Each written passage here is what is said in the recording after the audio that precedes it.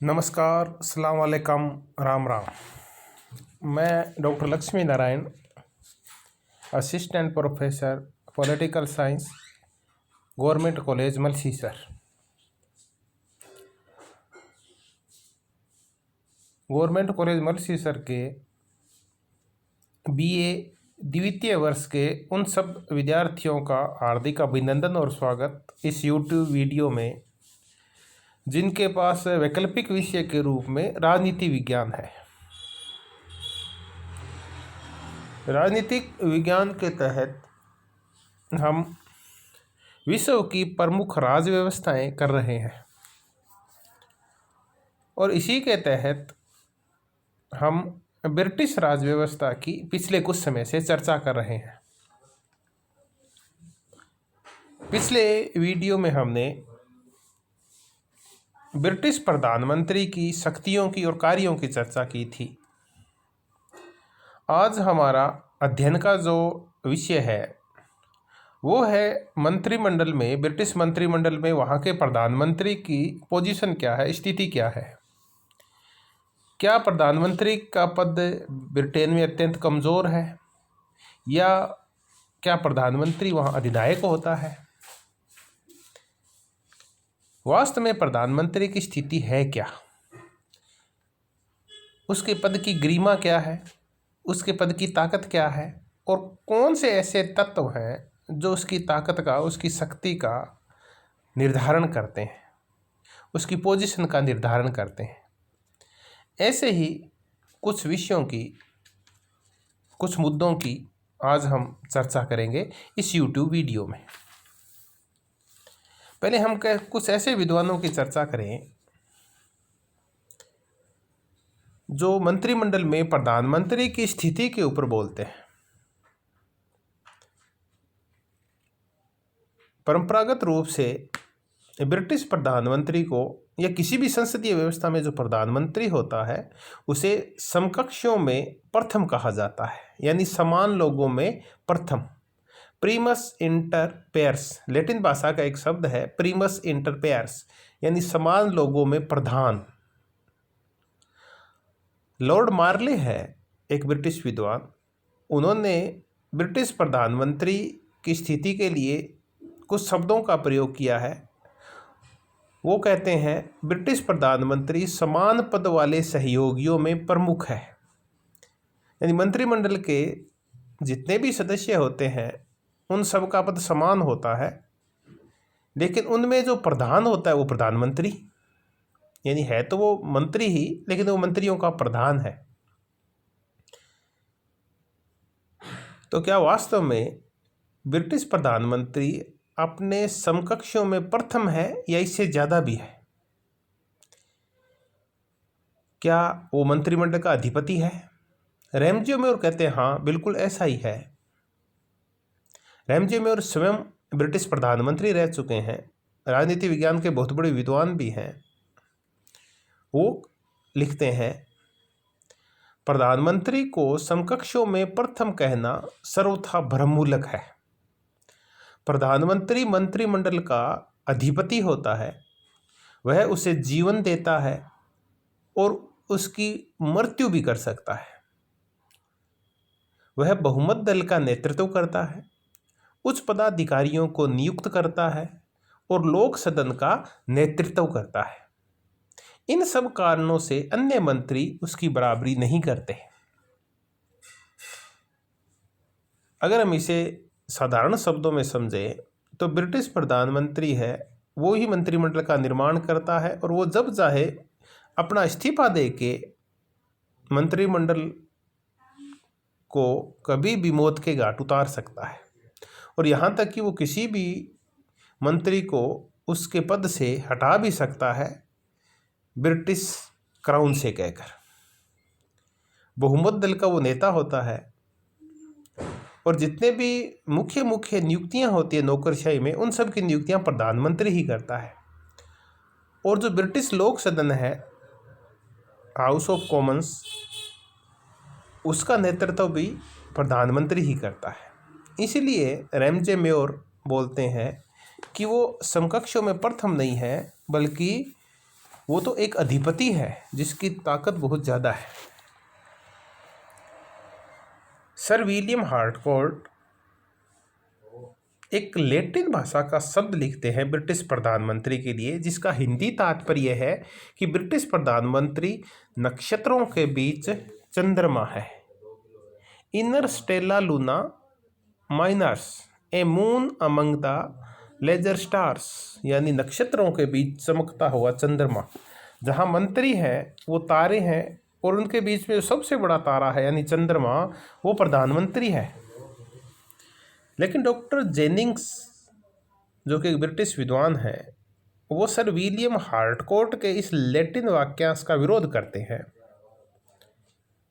वो कहते हैं प्रधानमंत्री केवल सामान्य श्रेणी वालों में ही प्रथम श्रेणी का नहीं है, और न केवल जैसा कि सर विलियम हार्टकोर्ट ने कहा है कि सितारों के बीच चंद्रमा ही है, वह तो सूर्य के समान है जिसके चारों ओर अन्य नक्षत्र घूमते रहते हैं।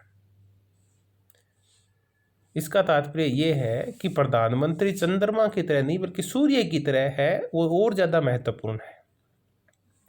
तो ऐसी ही कुछ बहस ब्रिटिश विद्वानों की आपस में है कि प्रधानमंत्री की स्थिति क्या है, कि क्या वो समकक्षों में प्रथम है या वो एक अधिपति है, सब मंत्रियों में के ऊपर अपना शासन संचालन करता है। ऐसे ही कुछ बहस होती रहती है। तो हम ये देखें कि क्या वास्तव में प्रधानमंत्री अधिनायक है क्या ब्रिटिश प्रधानमंत्री अधिनायक है क्या? अगर हम रैमजे मेयर के शब्दों में देखें तो हम देखेंगे कि वास्तव में ब्रिटिश प्रधानमंत्री एक अधिनायक की तरह व्यवहार करता है। वो लोक सदन का नेतृत्व करता है, मंत्रिमंडल का निर्माण करता है, बड़े बड़े अफसरों की नियुक्ति करता है। वो कभी भी मंत्रिमंडल को भंग करवा सकता है, कभी भी लोक सदन को भंग करवा सकता है। तो देखने में अगर हम औपचारिक रूप से देखें तो प्रधानमंत्री हमें एज ए डिक्टेटर लगता है, लेकिन वास्तव में क्या ऐसा है क्या? हम डॉक्टर फाइनर के लिखे शब्दों के ऊपर जाएं। डॉक्टर फाइनर लिखते हैं प्रधानमंत्री सीजर नहीं होता। यहाँ सीजर का तात्पर्य एक रोमन सम्राट था, तानाशाह सीजर। तो प्रधानमंत्री सीजर नहीं होता, वह ऐसी देवी शक्ति नहीं है जिसे चुनौती न दी जा सके। उसके विचार भी अनुल्लंघनीय नहीं है। उसकी सत्ता का एकमात्र आधार यह है कि वह राष्ट्र की कितनी सेवा कर सकता है। किसी भी समय उसका प्रतिद्वंदी उसका स्थान ग्रहण कर सकता है। इसका तात्पर्य यह है कि प्रधानमंत्री कोई देवीय सत्ता नहीं है, उसका भी विरोध होता है और कभी भी उसे उसके पद से जनता के द्वारा, विरोधी दल के द्वारा, उसके स्वयं के राजनीतिक दल के द्वारा या संसदीय दल के द्वारा उसे हटाया जा सकता है। अधिपति वो होता है, डिक्टेटर वो होता है जिसकी शक्ति के ऊपर कोई अंकुश नहीं होता और जो अपने विरोधियों का सफाया कर देता है। पर चूंकि ब्रिटेन में लोकतंत्र है, इसके अलावा भी अन्य संस्थाएं हैं जो ब्रिटिश प्रधानमंत्री को अधिनायक होने से रोकती है। तो विद्यार्थियों, ऐसी ही कुछ संस्थाएं हैं, खुद प्रधानमंत्री का राजनीतिक दल। दूसरा, वहाँ का हाउस ऑफ पीपल जिसका कि वो नेता होता है। लोक सेवाएं, विभिन्न प्रकार के जो दबाव गुट होते हैं, इसके अलावा जो प्रेस है, अखबार है, मीडिया है, ये सब प्रधानमंत्री के ऊपर नियंत्रण रखते हैं। अगर प्रधानमंत्री तानाशाह बनने की कोशिश करता है तो लोक सदन में उसके खिलाफ अविश्वास का प्रस्ताव लाके और कभी भी हाउस ऑफ कॉमन्स के लोग उसको हटा सकते हैं। उसका राजनीतिक दल है वो उसे हटा सकता है, और ऐसा ब्रिटिश राजनीति के इतिहास में कई बार हो भी चुका है। 1990 में कंजर्वेटिव पार्टी की प्रधानमंत्री थी मार्गरेट थैचर, और थैचर का व्यवहार एक तानाशाह की तरह हो गया था।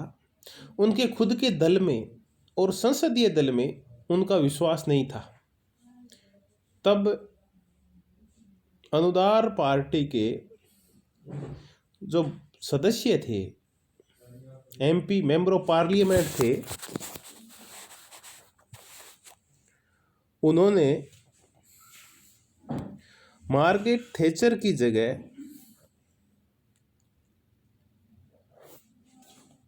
जॉन मेजर को संसदीय दल का नेता बना दिया।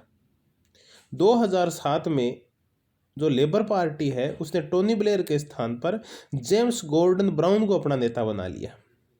यानी जब प्रधानमंत्री जनता की आशाओं के ऊपर, अपने सत्तारूढ़ दल की आशाओं के ऊपर जब खरा नहीं उतरता, तो कभी भी प्रधानमंत्री को उसके पद से हटाया जा सकता है। इन सब का तात्पर्य ये है कि प्रधानमंत्री कभी भी तानाशाह नहीं बन सकता। तो फिर प्रधानमंत्री की वास्तविक स्थिति क्या है और कौन से ऐसे निर्धारक तत्व हैं जो उसकी स्थिति को निर्धारित करते हैं? तो प्रधानमंत्री की वास्तविक स्थिति है, उसके निर्धारण में सबसे बड़ा जो हाथ होता है वो होता है प्रधानमंत्री के व्यक्तित्व का, कि प्रधानमंत्री की पर्सनैलिटी कैसी है, ये महत्वपूर्ण है। एक ब्रिटिश विद्वान है लॉर्ड एस्क्विथ, वो लिखते हैं प्रधानमंत्री का पद वैसा ही बन जाता है जैसा इस पद का अधिकारी उसे बनाना चाहता है। यानी महत्वपूर्ण पद नहीं है, महत्वपूर्ण है उस पर बैठने वाला व्यक्ति। हमारे यहाँ प्रधानमंत्री के रूप में इंदिरा गांधी भी हो चुकी है और हमारे यहाँ प्रधानमंत्री के रूप में इंद्र कुमार गुजराल भी हो चुके हैं। दोनों ही प्रधानमंत्री थे, लेकिन इंदिरा गांधी को लौह महिला कहा जाता है, जबकि शायद ही कभी हम ब्रिटिश प्रधानमंत्रियों को याद करें तो इंद्र कुमार गुजराल का नाम आता होगा।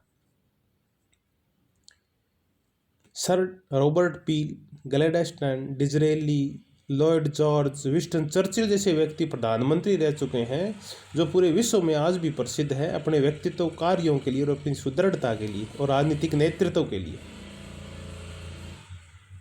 और दूसरी ओर एटली जैसे प्रधानमंत्री भी हो चुके हैं जिनका कोई प्रभाव नहीं था। तो जेनिंग्स का कथन हमें देखना होगा। जेनिंग्स लिखते हैं प्रधानमंत्री के पद की स्थिति वही होती है जो पद को ग्रहण करने वाला चाहता है और मंत्री उसे बनने देते हैं। तो प्रधानमंत्री की स्थिति के ऊपर उसके व्यक्तित्व का बड़ा प्रभाव पड़ता है। दूसरा है कि दलीय दृष्टि कैसी है। अगर प्रधानमंत्री जिस दल का है, मान लेते हैं कि वो लेबर पार्टी का है और लेबर पार्टी को वहाँ के लोक सदन में पूर्ण बहुमत प्राप्त है, तो प्रधानमंत्री की स्थिति मजबूत होगी। पर अगर उन्होंने सरकार किसी दूसरे दल के सहयोग से बना रखी है, गठबंधन सरकार है, तो प्रधानमंत्री की स्थिति कमज़ोर होगी, क्योंकि गठबंधन का सहयोगी दल है वो कभी भी प्रधानमंत्री को उभरने नहीं देता, वो उसकी कमज़ोर नस को दबा के रखता है। अगर प्रधानमंत्री उस सहयोगी दल की अवहेलना करेगा तो कभी भी अपना समर्थन वापस लेकर और प्रधानमंत्री को उसके पद से हटवा सकता है। तो दलीय रूप से भी बड़ा निर्भर करता है प्रधानमंत्री का पद और उसकी स्थिति।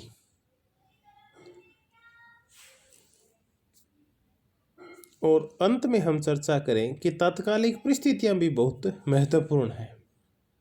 आज हम विंस्टन चर्चिल को याद करते हैं, जो एक मजबूत प्रधानमंत्री थे। हालांकि वो भारत के विरोधी थे, भारत की स्वतंत्रता विरोधी थे, लेकिन हम वैश्विक लीडर के बारे में चर्चा करें तो एक महान लीडर थे। और चूंकि उस समय सेकेंड वर्ल्ड वार था, तो कुछ बार ऐसी परिस्थिति ऐसी आ जाती है कि प्रधानमंत्री अपने आप उभर कर सामने आ जाता है। कभी आर्थिक संकट आ जाए, कभी युद्ध आ जाए, तो ऐसी विषम परिस्थितियों में कई बार प्रधानमंत्री का व्यक्तित्व तो निखर कर अपने आप बाहर आ जाता है। तो परिस्थितियां भी प्रभावित करती है प्रधानमंत्री के पद की स्थिति को। उसके दल की स्थिति भी निर्भर करती है प्रधानमंत्री का पद कैसा होगा। उसका व्यक्तित्व भी बड़ा महत्वपूर्ण है उसके स्थिति के निर्माण में। और अंत में हम जेनिंग्स के शब्दों में आज के इस टॉपिक की इतिश्री करते हैं। जेनिंग्स लिखते हैं प्रधानमंत्री की शक्ति तथा उसका महत्व बहुत कुछ उसके व्यक्तित्व के ऊपर, कुछ उसकी व्यक्तिगत प्रतिष्ठा पर तथा कुछ उसे दल से प्राप्त समर्थन पर निर्भर करता है। यानी कोई एकल तत्व नहीं है जो प्रधानमंत्री की स्थिति का निर्धारण करता हो। बहुतत्व मिलकर प्रधानमंत्री की स्थिति का निर्धारण करते हैं। धन्यवाद, आपने मनोयोग पूर्वक ये सारी बातें सुनी। अगले YouTube वीडियो में हम ब्रिटिश नौकरशाही और सिविल सर्विसेज के संबंध में चर्चा करेंगे। धन्यवाद, बहुत बहुत धन्यवाद।